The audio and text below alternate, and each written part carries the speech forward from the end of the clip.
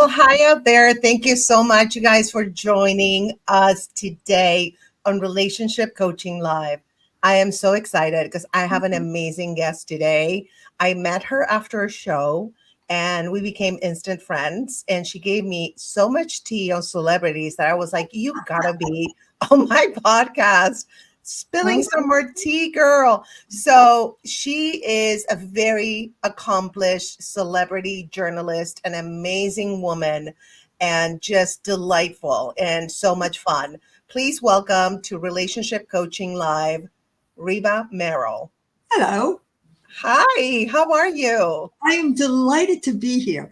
And I want to mention this before we start. Since the theme is love, I loved my career. Yes. And it made it possible that I never felt like I was working. I just had a good time. I love that. Isn't that important to just have so much passion for what you do that it doesn't even feel like you're working? And then you're going to say, well, that's because you sat down with celebrities. But that's not true.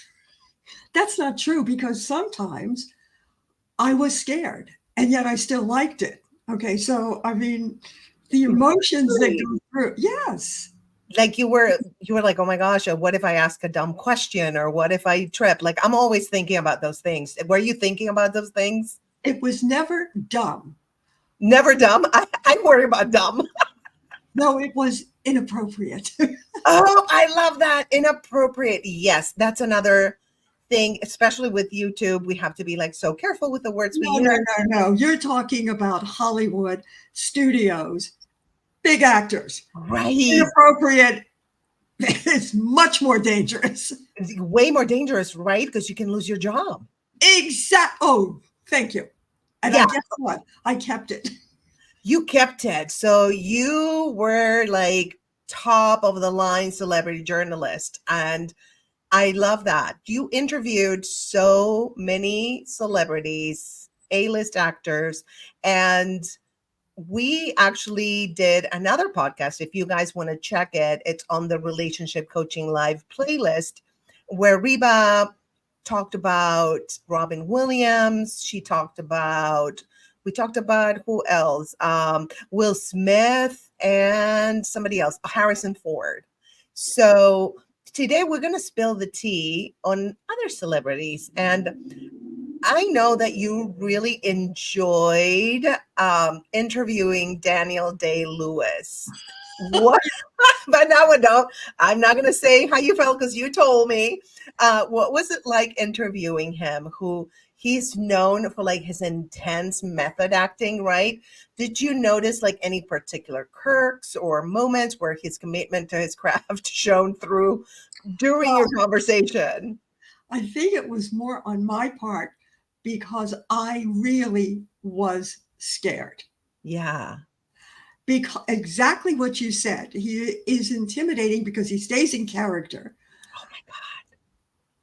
And when I was sitting across from him, he's intense. He just has these dark eyes. He just looks at you. And my heart definitely was in the back of my throat, which does affect talking. But I do a lot of research. I didn't do as much until I went to do this interview with you. I went back and researched to see where the answers came from the questions, because this is from 1996. And so I want to say this. I was scared.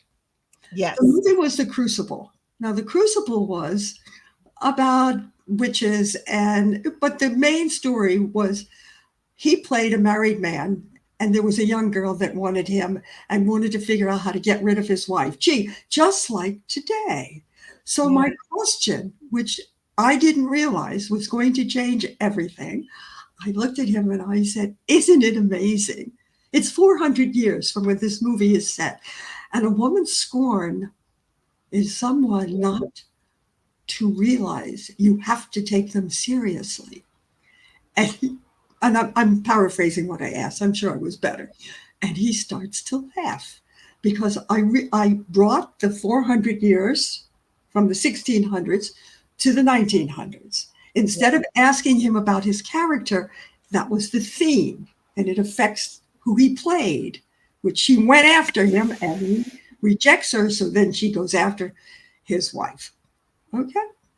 Wow. And that's in the news now. And so he answers it.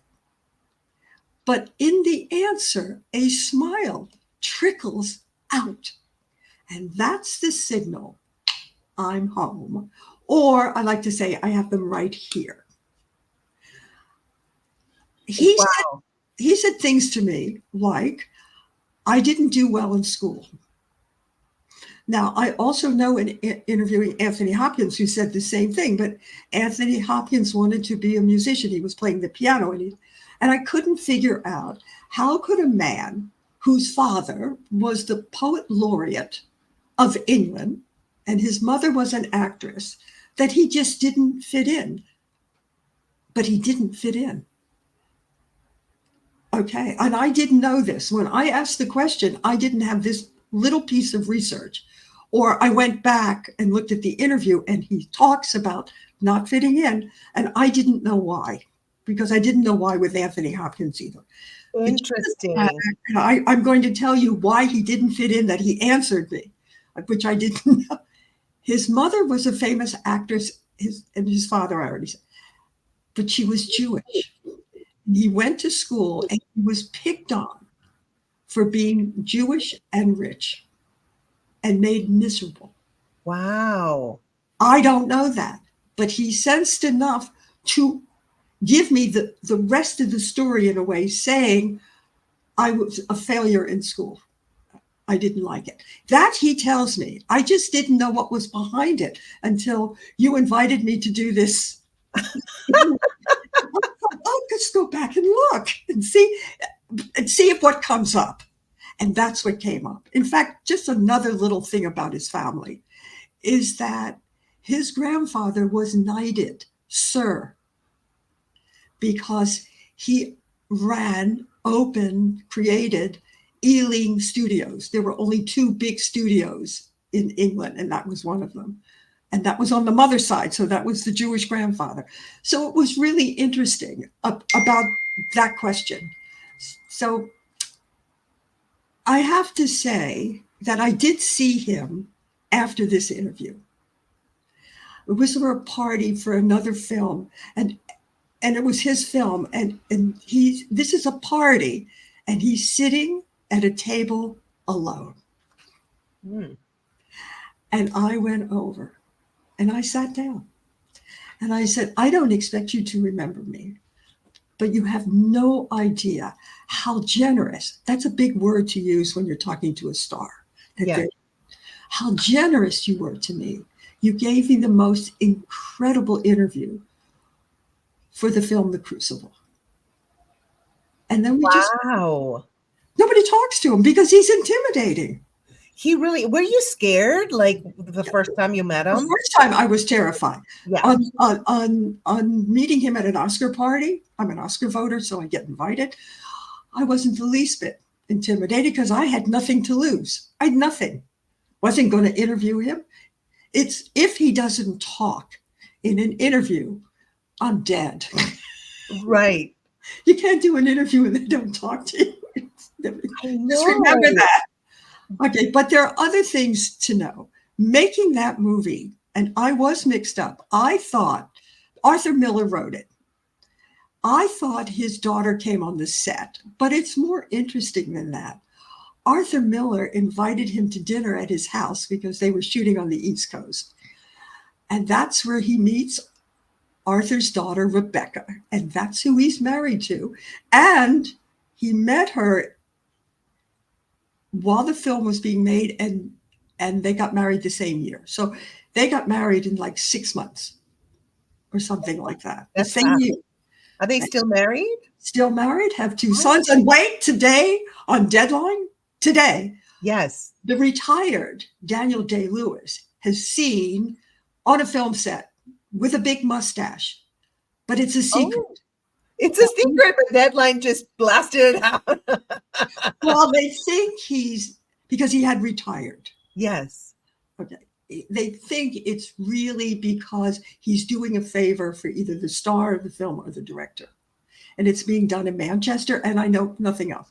And that's just a funny piece that we're talking about him from the man that retired at 67. I do like him, I have to say, but I like scary men, men that scare me. Scary. Well, there is one more that really scared me, and we'll talk about him the next time, is Al Pacino. Ooh, definitely. You're going to be like a regular on Relationship Coaching Live and giving us celebrity tea, which is a relationship because it's how you related to those celebrities.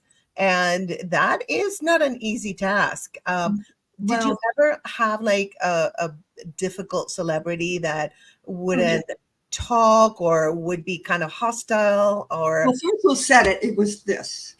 You walk and you get that. You do, huh?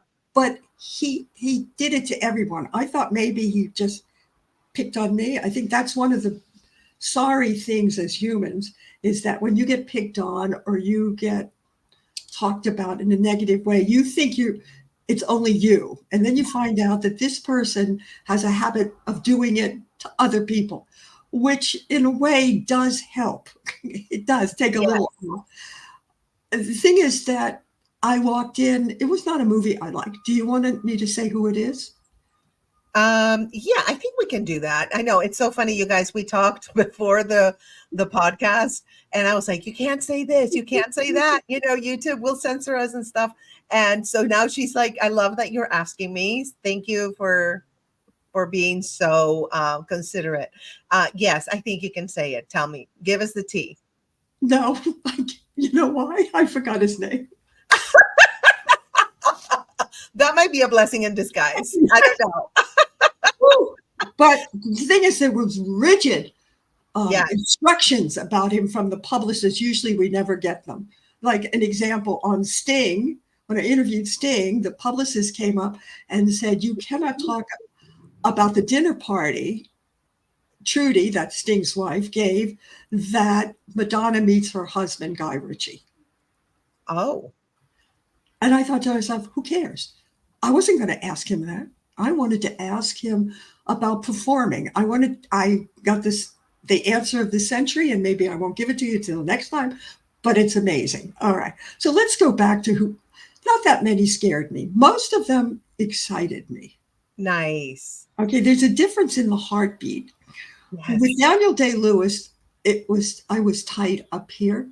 You were scared to speak. Your throat chakra. Yeah. But with most of them, yes, I get a heartbeat. I mean, I feel the excitement, but usually when I get the first question out, which is, I'm embarrassed to say it's mostly the first question, and then I just play it by ear if I can. Good. Because my job, I should describe what my job is. I wasn't just a journalist. My job was I was a marketing expert, which I have a hard time saying that too. But I had to sell a movie in 60 countries. And everybody speaks a different language. Wow. And I have to realize that I have to be approved by the producer of each show. Is this what they will play on their show? They had the right to say no. They get the product, my profile, and then they decide. Yes. And so I thought this up all by myself. I would really like to talk to a psychologist about this. But people that are famous, who are uncomfortable talking about themselves, which are the ground rules, there had to be something that made them comfortable, usually a laughter in the beginning. But the truth of the matter is, I went back to before they were famous. Mm-hmm. And there is a niche that makes them comfortable to the audience, makes them human. Yeah. And then says to the producer, oh my God, we got a scoop. The thing like with Harrison Ford that we talked about, that I asked him the question about the bullies. Okay, so the thing is, the studio was watching. The studio saw that I put it in the interview. They did not say a word because he didn't complain. He laughed. Wow. So with that in mind, I always went back to see how they started. I always used or for the most part, used in a throwaway question. When did you know you wanted to act? One actor told me when I came out of the womb. And I'm sure they're so willing to tell you that because it's such. They thought he was very funny, and I did too. Yeah. But others said, well, I went in the drama club because that's where the pretty girls were. And so they all had these little things, but what they did is they became human for that brief moment. I love that. That's a great way to look at it.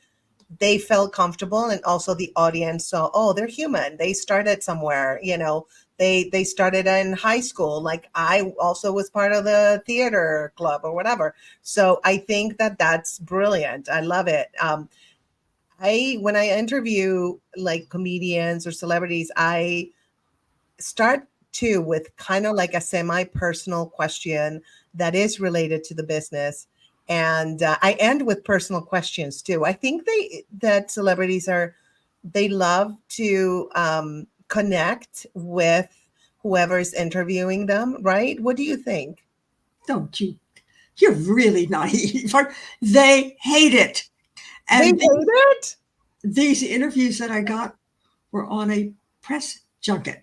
I was Oh, I see. It wasn't like a fun thing for them. It was like, I have to do this. Okay. It's a whole different vibe. See, when I ask somebody to be on my podcast, it's like a fun thing. And they can say no. I couldn't wait to do this. No, I'm being serious. I really like communicating with you because you do one thing that makes me feel good. You make me feel respected. Of course. Well, don't be silly. It's not always. I mean, I don't see any other way. Disrespect is not in my book for sure. I respect you, highly respect you. And I think you're an amazing woman and you're like goals for me. I want to be like Reba. Well, I want to do a podcast. So, gee, I respect you and maybe we could talk later. Yeah, absolutely. Absolutely. But we have some comments from X, David Marco. I love David. He is the sweetest. He's my angel. Happy October to my saving grace and Reba. I hope you continue to laugh and bask in the beauty that both of you bring to the world. Oh, wow. Thank you. Thank you. I love it. Oh, yeah. My God. I'm so glad we're just about finished with Daniel Day-Lewis. But I have to say this. I'm glad I did it. Yeah. I never interviewed him again. And that party, when I just told you the story, I thought that nobody came up to him at that party, which I thought I didn't understand. I never did. I don't understand why people are intimidated. Well, maybe I shouldn't say that. Why they're intimidated to go up and talk to an actor. The people at the party were all people in the business. Yes. Or their spouse wasn't, but I mean, somebody was. I don't see my husband going up there and talking to him. I promise you didn't talk to anybody. Yes. Okay. And you know what? I just not messed up, but I put up the banner about what I want to talk about, which is Robin Williams, who was actually, we got a lot of views on the short about Robin Williams. And you told us a funny story that you had to go to the bathroom because you would pee laughing. I won't do that one again. So crazy. But my question to you, he was known obviously for his rapid wit and humor. So how did you manage to keep up with his energy during your interview? And were there any moments where that he caught you completely off guard? Oh, the minute he opened his mouth, what are you talking about? I asked a question and he became a character. Right. The first film I did with him was Toys. And I asked him an innocuous nothing question. And his finger became a puppet. And it was a risque puppet. Oh, no, I can't. But the studio let it go. I think because there was a double entendre. And they know that was Robin. And they were excited because he was all over the place. He was, I made a lot of mistakes the first interview with Robin Williams. Because the film Toys, he wore this outrageous jacket. And I had a choice. Do you want him to wear the outrageous jacket with all kinds of tchotchkes all over it? Or do you want him in a business jacket? And I said, oh, no, I want the character jacket. Well, they didn't tell me that the character jacket made noise, like music came out of it. God, only Robin Williams. Oh my God, that's so funny. Okay, so that is when I learned my lesson. I did him 4 more times. I interviewed him 4 more times. Is that he is not going to answer the question in the way your mind thought it was going to be answered. Yeah. And you have to accept it, and you have to listen carefully because you have to come back. Yeah. But here else is what I figured out on that first interview. By doing that, he was avoiding me getting to know a little bit of him. Interesting. And that ties into the next question I wanted to ask you about Robin. Were there any quieter, more like introspective moments in your interview with Robin, and that revealed a different side of him? Well, I actually asked him if he could ever be quiet. Oh, that was a mistake. This is how he answered me. Oh my God. Oh my God. But it's like, I feel like sometimes I've seen Robin Williams, I don't know if he was acting or not, but like clips on social media that where he's like saying something profound and he's serious. So did you ever see that profound side of him? Only if you weave it away from the humor. Because I said, where does the laughter come from? This willing to amuse and make us laugh. Yes. And he said it was in my genes. You see, but the truth of the matter is his mother was sick, and he discovered after he'd come home from school, he could make her laugh with some of his routines because he was very comfortable being a mime. He studied to be a mime. Oh. So therefore, he was comfortable telling a story and using his body all at the same time. Occasionally, I got, I was going to say profound answers, and then I'm going to tell you what it was. Okay. It was wrong of me to preface it this way, but he looked at me and he said, that was another good interview. Oh, that's so sweet. That was without a joke. He didn't go, ha, ha, ha. He just, and I was really touched because I felt his depression.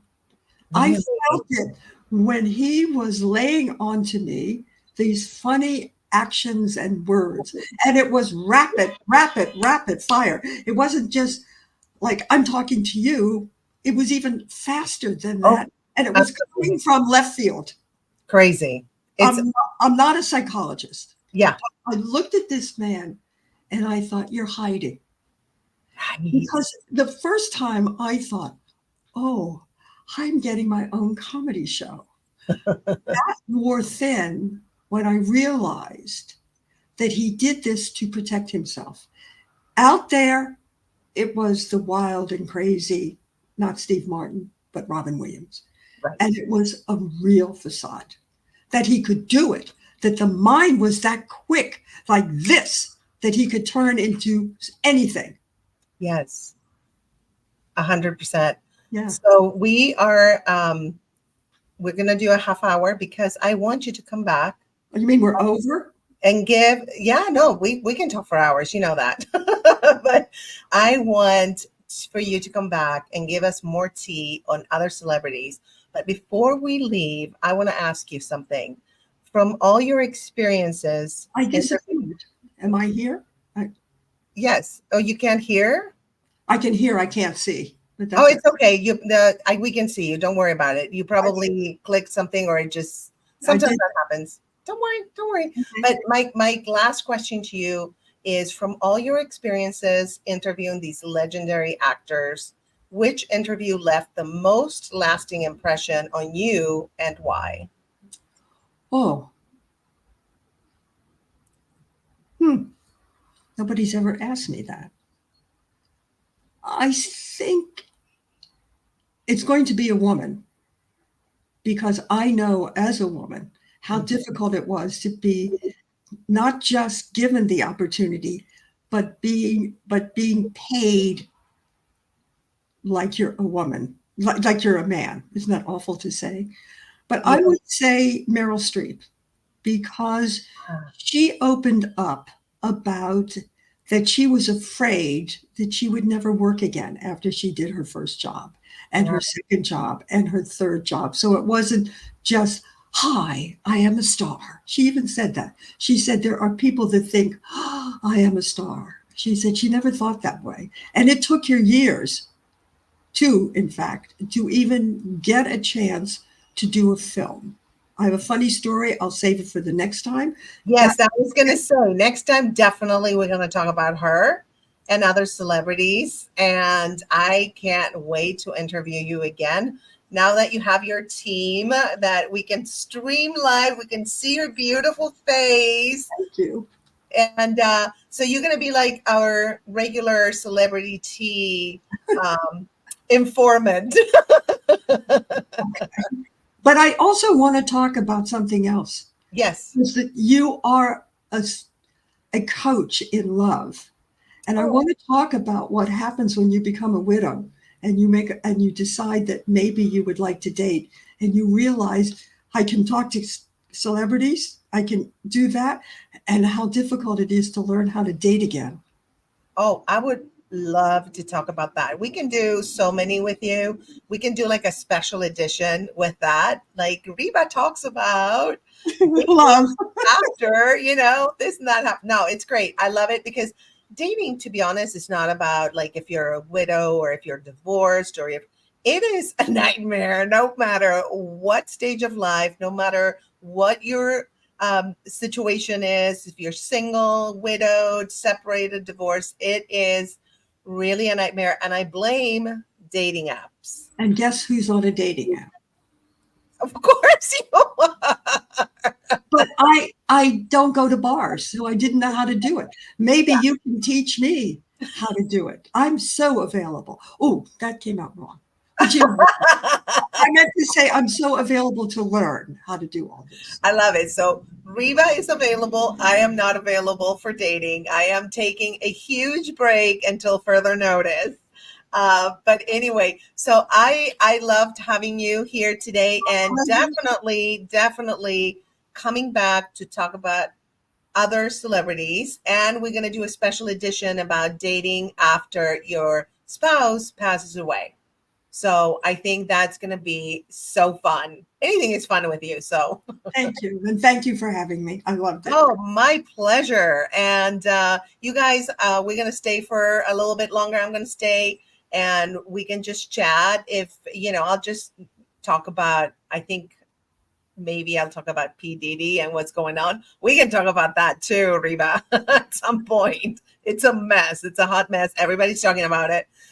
So anyway, thank you so much. And guys, stay. I'll be here and I'll see you soon, Reba. Mwah.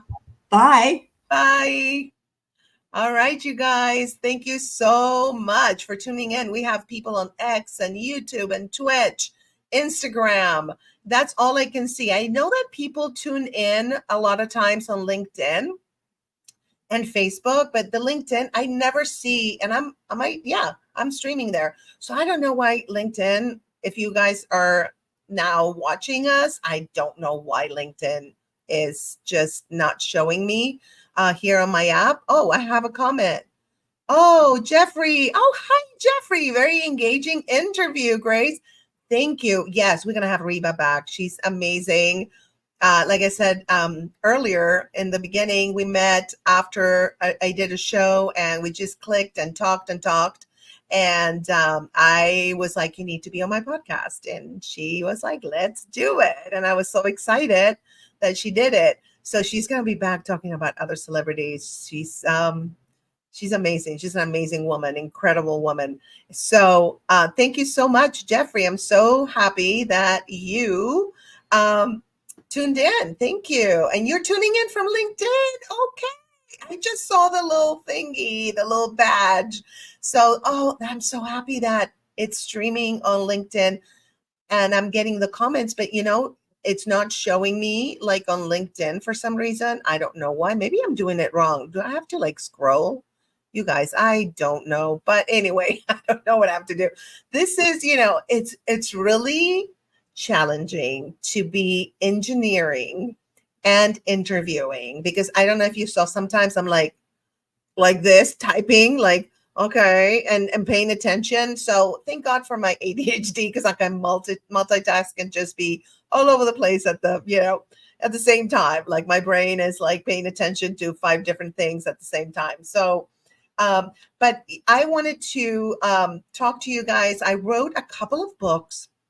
One is called, let me see, let me see if I have the cover. Actually, I'm going to play the commercial, you guys. Well, it's not commercial. I can't say that word, but it's kind of like an intro of what it's about.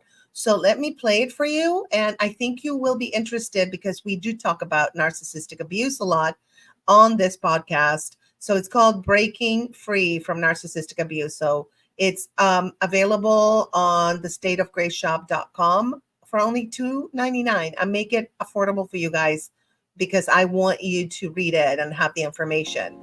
Have you ever felt like you've lost yourself, like someone else's manipulative grip was holding you back from being the strong, beautiful soul you truly are?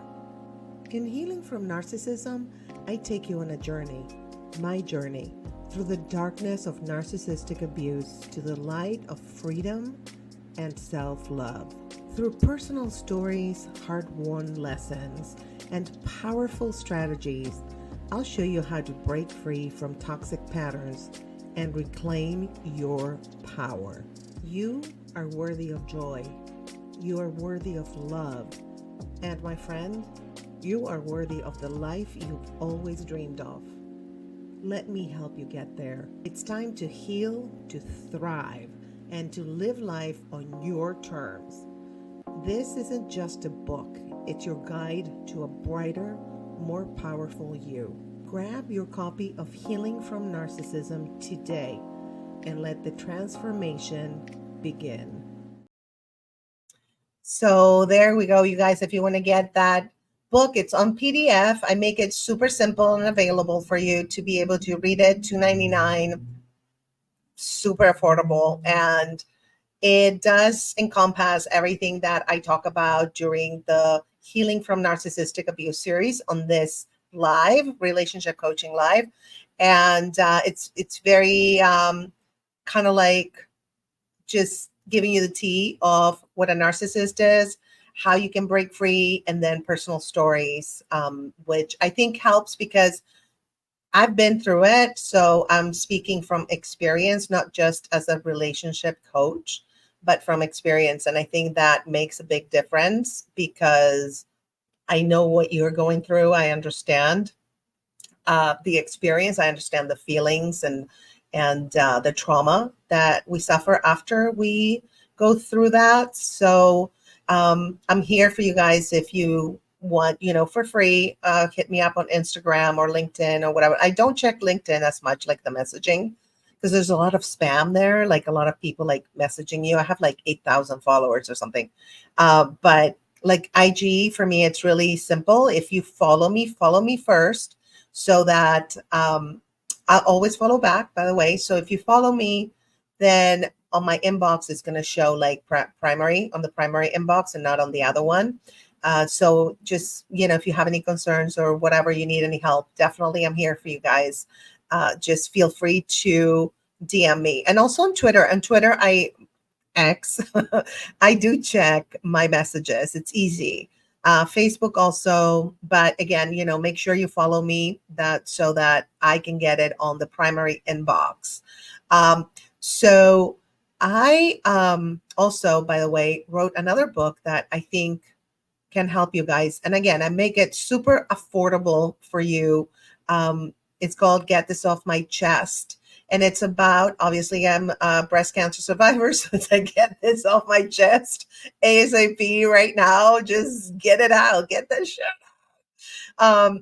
And I put my name, Grace, with I'm telling you, see, this is what happens, you guys, when you're the engineer. Let me correct it. And when you are typing while you talk, it's like, it's a lot. So Get This Off My Chest. It's about my journey, like I was telling you. And it's not just for people who are going through cancer or are cancer survivors. It's also for anybody who wants to flip their attitude, switch their attitude from being feeling a victim and miserable to feeling powerful and joyful.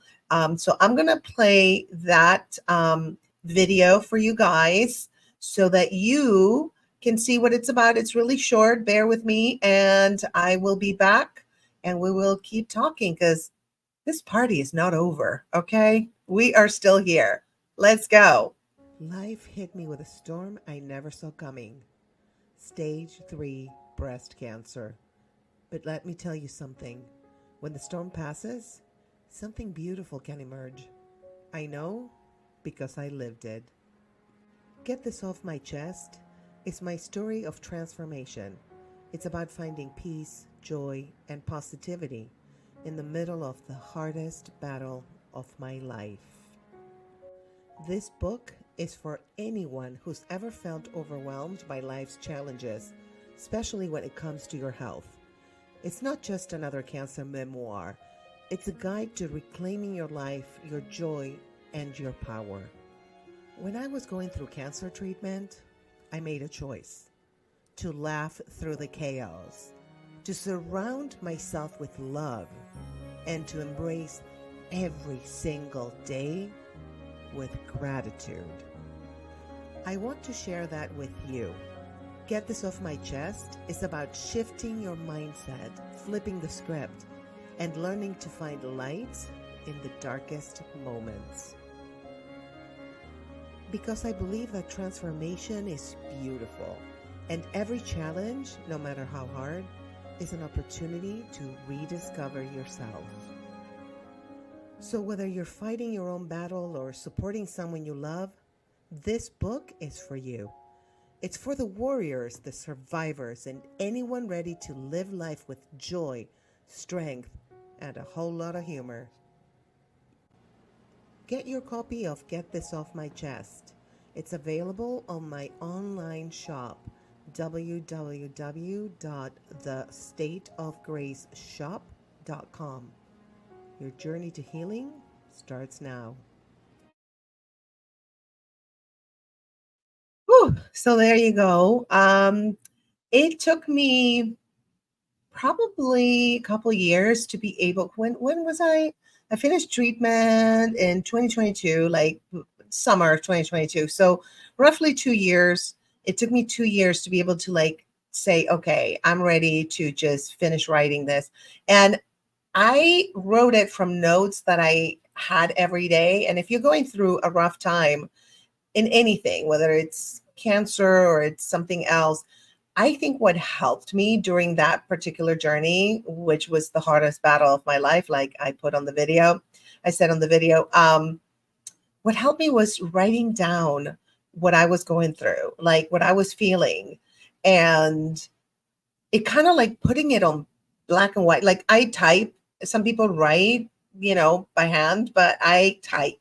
And just seeing it on the screen, I'm like, oh wow, okay. And then those thoughts and those notes that I would take on what I was feeling would generate jokes sometimes. So they would generate a beautiful poem. They would generate, there's some things that I wrote during my cancer journey that are on the book. And, they're like just very raw things that I wrote and not edited or anything, just boom, just out there.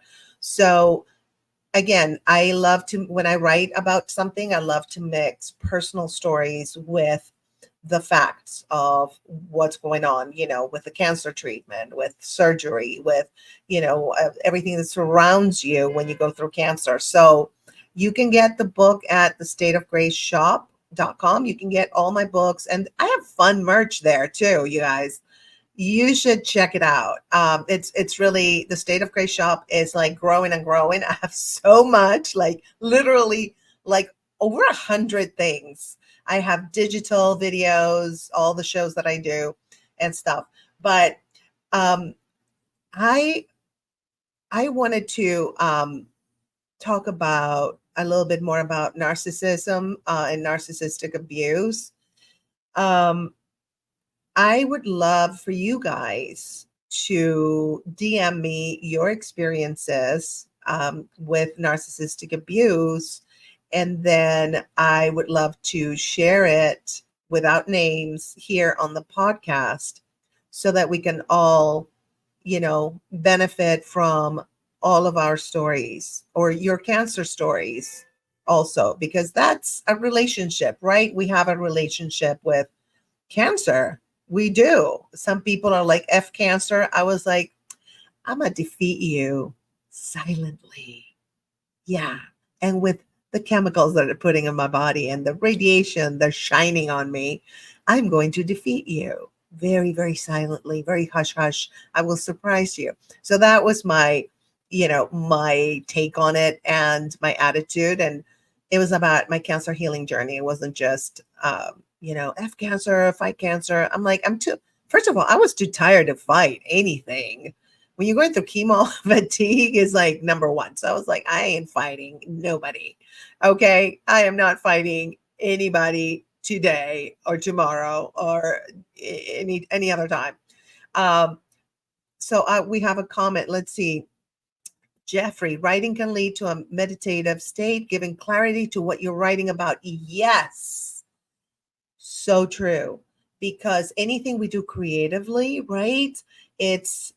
We're creating the words, the sentences. We're creating the art. It's an art. Writing is an art. And so by looking at it, you're right. It's almost like you are, when you're in that creative mode, you're in a meditative state. You're just kind of like in another, not dimension, I would say, but in another state of being, right? And so, yeah, absolutely. And Jeff, did you ever have like any experiences where you went through something that was hard and writing helped you? Let me know, or anybody else, let me know. And again, if you DM me, we can share the stories, and you can be part of the podcast too. We can do like back and forth commenting, and you can be part of it, because this is, again, the celebrity culture is dying. I shouldn't say that word. It's unaliving. It's on its way out, obviously, with the P. Diddy thing. That's another thing I want to talk about. P. Diddy thing, with all the stuff that's being revealed, we're realizing that the people that we quote unquote worshipped as idols and icons, and we want to be like them, they're not so cute. They're not that cute. They're cute on the outside, but on the inside, some of them, not all, some of them, not so cute, girl. Not so cute. No, that's my Latina. No, not cute at all. So I think that we are going, and I keep saying this on all my podcasts, we are moving towards a people for the people. And that's been in my heart, especially since my cancer healing journey.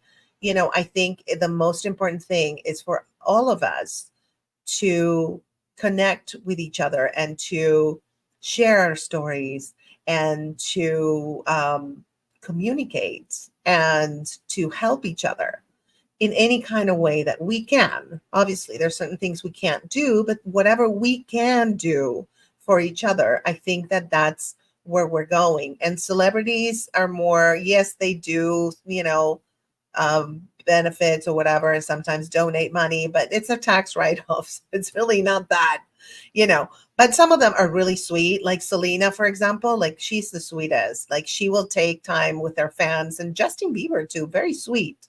Very, very sweet. And I'm just thinking of those two. And I know there's other, Jennifer Aniston, I know is very sweet. Like, and it means a lot to people when a celebrity is kind to them and cares about them and shows interest in them and whatever they're saying. Very, very important. But I feel like a lot of them don't care. It's just about the ego. And again, I feel like this is going to be with YouTube and cable TV and broadcast TV and streaming services too. I think YouTube is it, you guys. Did you know that YouTube is the #1 search engine? A, and B, you see they're trying to be like Netflix meets engine search meets social media because we can do posts, meets TikTok, we can do shorts. So I think YouTube is encompassing everything. And I think that it's going to be it. And it is now, it's going towards that. And what I love about YouTube is that it is people for the people, because it's us, regular people, creating content, to help other people, whether it's to fix a pipe or to talk about narcissistic abuse or a disease or a sobriety or whatever. It's like, it's so important that we do this. And Jeffrey says, during the pandemic shutdown, we were secluded. Yes, I wound up writing a stage play about my family. Their voices were in my head, and that was a very calming and comforting experience, getting me through the isolation. I love that.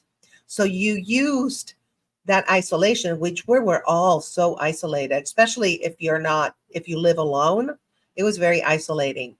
And yes, I think that during the pandemic, Jeffrey, by spending time at home most of the time, and being isolated, we were able to go within us, because I feel like life had us so on the outside more than the inside. And I believe the most important part of us is our inside. And I'm not talking about organs, I'm talking about our spirit, right? And we create our own reality. That's what quantum physics says, right? And that's really true, because like, you can think purple is an ugly color. I can think it's beautiful. As you can tell, I love purple. So is that saying anything about purple? No. Purple is just purple. It's the opinions that create our realities. It's how we feel about things that create our realities.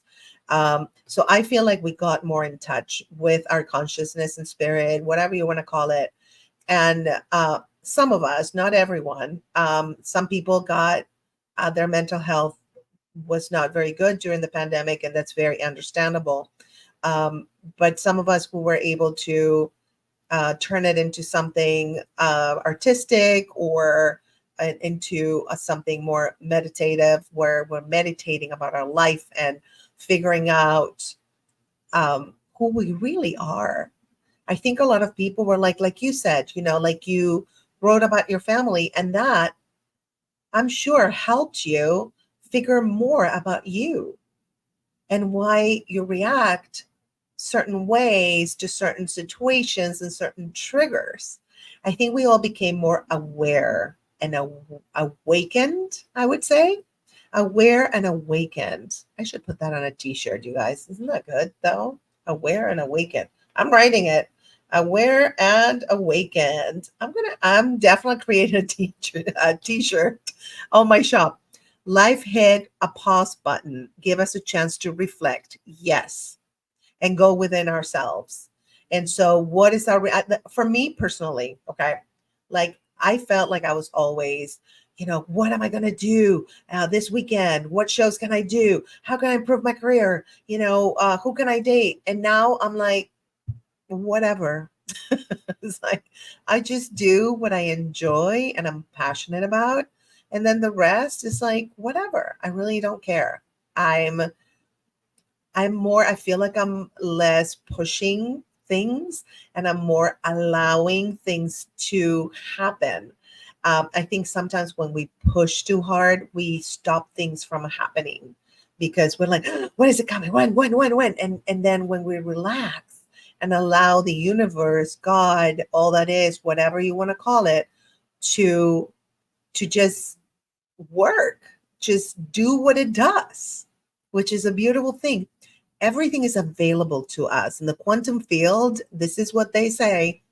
All the possibilities are available to us. And so it's limitless. So as soon as we find our purpose and our passion and focus on it, not in a let's do, it's more of a, okay, this is what I'm passionate about, and what my purpose is in life. So everything I do is going to have that purpose and that passion in it. And I think that by doing that, everything just flows more organically. At least in my life, I notice that everything flows more organically, and I'm more attuned to people and situations than I used to. Allow, include, accept, and permit. You should put that on a t-shirt. I love that. Allow, include, accept. And I love that you're including the word accept, because like with cancer, I could have rebelled against it, like, oh, why are you here? Why did I get cancer? Instead, I was like, okay, this happened for a reason. I'm going to learn from this. I don't want it to happen again. That's for sure. I'm taking charge in that area. But again, cancer is a crapshoot. So he's like, I can do everything right and then still get cancer, everybody. But yeah, accept it. So I accepted what I was going through, and I focused on the healing journey that I was going through. And then that's how my book came out. It just came out of that, acceptance. And by accepting it, also, I had a more calm and joyful attitude. So I love that. The acceptance is a very, very crucial part of it. And yeah, rather than rebel against it, it's like, I'm just going to learn from this and grow. And even if I would not have made it through, still, it was a learning experience why I was on this earth. And yeah, I love this. That's an old axiom. I don't know if I'm pronouncing that word right. My Latina tongue, I don't know if it's doing it right, but from my acting teacher. Yeah, sometimes acting teachers, right? They have like the coolest advice. It's like, dude, that's amazing. As actors, they have to observe and be very aware, study the characters, study people. And so I think that that's why a lot of them are very wise, right? I think they are.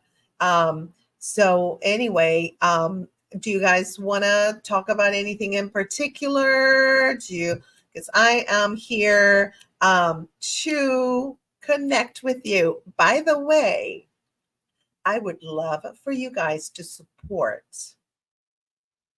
Laugh Your Cancer Off comedy show. It's a private online event, and it's going to be three of us: Stephanie Tejada, Jacqueline Pizarro, and me.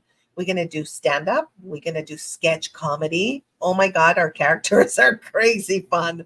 And then we're going to do a Q&A. So it's going to be super fun. We're going to get to hang out.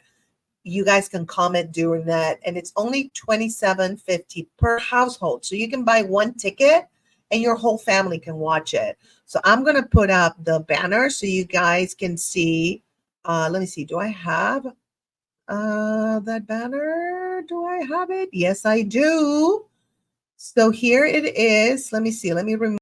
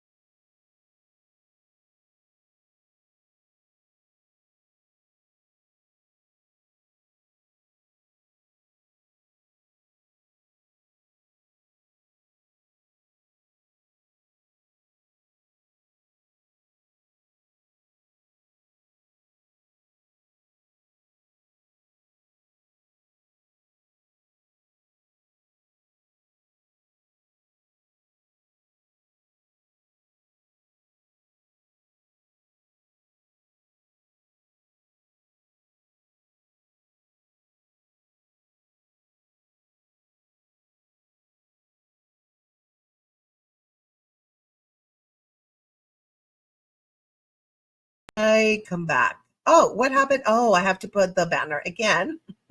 See, engineering your own podcast. The only one I don't engineer is the State of Grace podcast, because that one is like my flagship show podcast. So that one I have somebody doing it, because if not, I'm like all over the place like I'm now. But this is more informal. This is more fun, especially this part where I'm talking to you guys. It's all good. So here is fundraiser, laugh your cancer off. I'm going to leave it there, and get your tickets, guys. It's going to be so fun. It's October 19th at 7 p.m. Pacific time, 10 p.m. Eastern time. It's going to be super fun. And we're going to be there like being stupid in the best of ways, because we are silly and goofy and we love it. So anyway, I think I'm going to have to wrap because I have an appointment to go to. And this week, before you leave, we're going to have the Tias live at noon on Thursday, noon Pacific time, 3 p.m. Eastern time. And then after that at 1:30 p.m., which would be 1:30 p.m.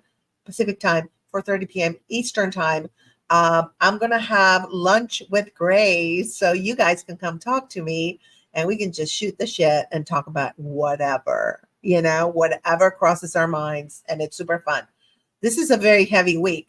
On Friday at 11 a.m., we're going to have the Brain Babes top 10 phobias you're not going to believe exist. That's going to be so fun. So tune in for that with my co-host, Crystal, and we have actress Kathy McCauley joining us. She's a hoot. She's so funny. She's a trip. I love her. Did I say hoot, right? I always have problems with like the OOs. Stood, hoot. It's like, I don't know. A hoot. Okay. My Latino tongue, again, you guys, I speak actually 4 languages, not just 2. Okay. French and Italian, and Spanish, of course, and English, as you can tell. I don't have to tell you that now. Okay. And last but not least, on Friday night, we have at 7 p.m.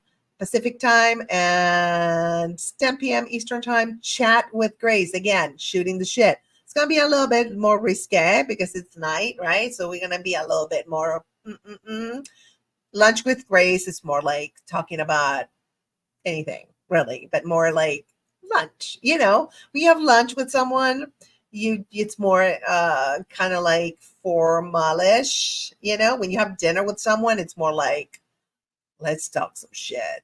Yeah, right, with a friend. I don't know. I feel like that. That's probably, it's just me. I don't know. Do you guys feel that way? I don't know. So anyway, I love you guys. You are amazing. And thank you so much for tuning in. We have so many people tuning in. I hope you enjoyed Reba. She's amazing. And I hope you enjoyed our little chat that we had and the connection we shared today on Relationship Coaching Live.